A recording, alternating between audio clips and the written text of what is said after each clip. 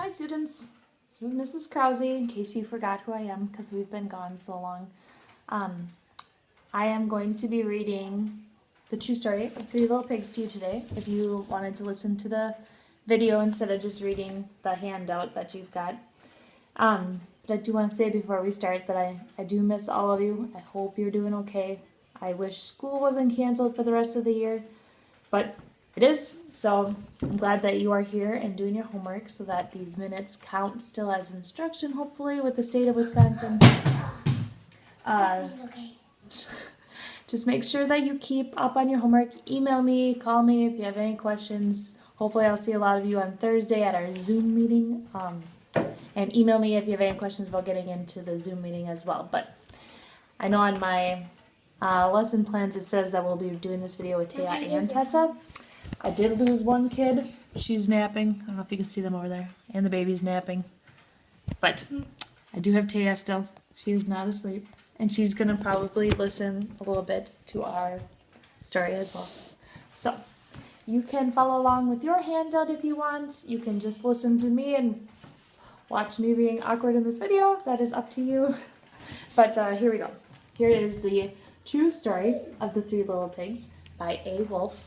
And it's told to John Sheska.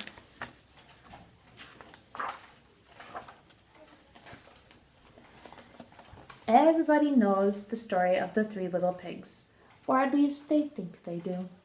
But I'll let you in on a little secret. Nobody knows the real story because nobody has ever heard my side of the story.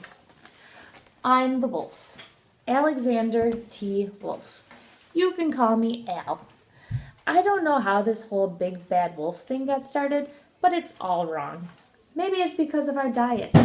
Hey, there we go again. It's not my fault wolves eat cute little animals like bunnies and sheep and pigs. That's just the way we are. If cheeseburgers were cute, folks would probably think you were big and bad too. I know, Taya. I will later. But like I was saying, the whole big bad wolf thing is all wrong. The real story is about a sneeze and a cup of sugar. This is the real story. Way back in Once Upon a Time, I was making a birthday cake for my dear old granny. I had a terrible sneezing cold. I ran out of sugar. So I walked down the street to ask my neighbor for a cup of sugar. Now, this neighbor was a pig, and he wasn't too bright either. He had built his whole house out of straw. Can you believe it? I mean, who in his right mind would build a house of straw? So, of course, the minute I knocked on the door, it fell right in. I didn't want to just walk into someone else's house, so I called, little pig, are you in?" No answer. I was just about to go home without the cup of sugar for my dear old granny's birthday cake. That's when my nose started to itch. I felt a sneeze coming on. Well, I huffed, and I snuffed. And I sneezed a great sneeze. And you know what? That whole darn straw house fell down, and right in the middle of the pile of straw was the first little pig, dead as a doornail. He had been home the whole time. It seemed like a shame to leave a perfectly good ham dinner lying there in the straw, so I ate it up. Think of it as a big cheeseburger just lying there. I was feeling a little better, but I still didn't have my cup of sugar, so I went to the next neighbor's house. This neighbor was the first little pig's brother. He was a little smarter, but not much. He had built his house of sticks. I rang the bell on the stick house. Nobody answered. I called, Mr. Pig, are you in?" He yelled back, "Go away, wolf. You can't come in. I'm shaving the hairs on my chinny chin chin." I had just grabbed the doorknob when I felt another sneeze coming on. I huffed, and I snuffed, and I tried to cover my mouth, but I sneezed a great sneeze. And you're not going to believe it, but this guy's house fell down just like his brother's.